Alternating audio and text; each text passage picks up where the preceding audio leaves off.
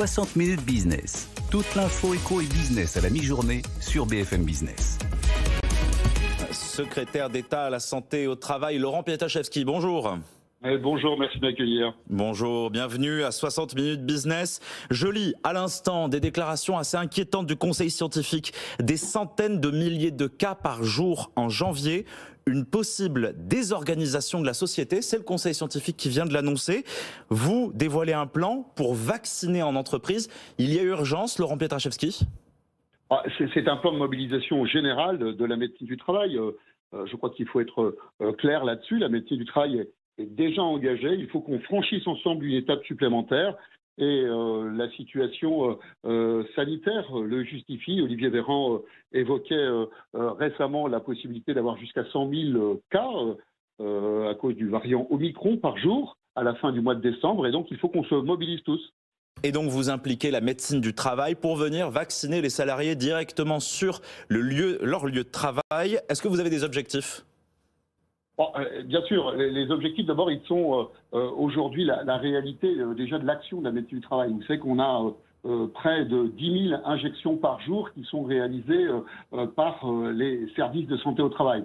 Mais l'idée, là, c'est d'aller chercher au plus près ceux qui sont en activité et qui parfois sont loin d'un centre de vaccination ou n'ont pas un service de médecine du travail à côté de là où ils travaillent. Combien de salariés doivent franchir le cap, Laurent Pietraszewski ? Écoutez, aujourd'hui, on estime que nous avons près de 2 millions d'actifs en général dans notre pays qui ne sont pas vaccinés. Et donc, vous voyez que cela est un objectif conséquent et nécessite de se mobiliser. Et donc, vous enclenchez le levier de la médecine du travail pour les chefs d'entreprise qui nous écoutent. Comment est-ce qu'ils doivent s'y prendre pour faire intervenir la médecine du travail ? Qui va commander les doses ? Alors, d'abord, ça se fait toujours par la médecine du travail. On a une demande très claire vis-à-vis de la médecine du travail. C'est d'avoir un plan d'action qu'ils vont remettre à la direction régionale de l'emploi et du travail à la fin de la première semaine de janvier. Et ce plan d'action, il a 3 axes, si vous le permettez. Le premier axe, c'est d'être en situation de vacciner sur des volumes significatifs dès la première semaine de janvier. Et pour ça, il faut passer les bonnes commandes maintenant. Ça met combien de temps à être livré les doses ? C'est exactement le même schéma que pour la médecine libérale. On commande en début de semaine et on reçoit en fin de semaine suivante. C'est exactement le même schéma que pour les médecins libéraux, les infirmiers libéraux. 15 jours donc à peu près. Donc c'est maintenant qu'il faut passer les doses. C'est maintenant qu'il faut passer les commandes donc. D'où l'importance de bien passer la commande, notamment en début de semaine prochaine, pour pouvoir, lors de la semaine du lundi 3 février, être en situation de vacciner suffisamment le jeudi et le vendredi. Laurent Pietraszewski, vous le savez sans doute que la médecine du travail peut être parfois éloignée des salariés. Trop peu en voient régulièrement. Vous savez combien de fois est-ce qu'on doit rencontrer un médecin du travail sur notre carrière ? Alors, écoutez, l'évolution de la médecine du travail, c'est une médecine qui maintenant rentre de plein pied dans la prévention, dans la présence en entreprise. La vision qu'on a tous, sans doute, et moi qui ai une bonne cinquantaine d'années, c'est celle de la médecine de l'aptitude, c'est celle qui nous délivre le certificat d'aptitude.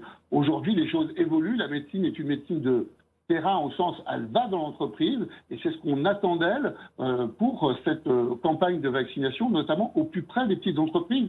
Et si vous le permettez, je vous donnais tout à l'heure le premier axe de plan d'action avec les bonnes commandes dès maintenant pour vacciner suffisamment.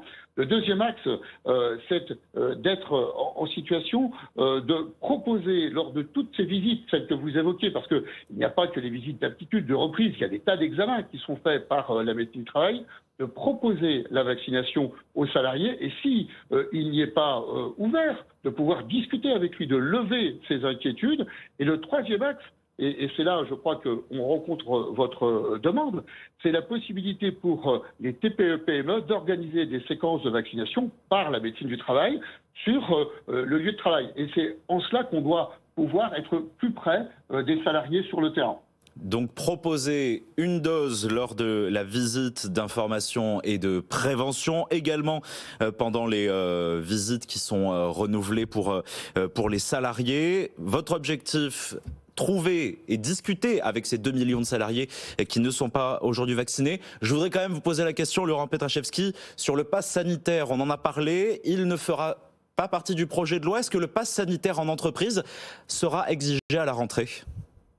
On vous a répondu sur le sujet, je crois, et Olivier Véran aussi récemment, Elisabeth Borne de la même façon. Vous savez, les partenaires sociaux que nous avons consultés avec Elisabeth Borne en début de semaine sont unanimement très réticents à ce pass en entreprise.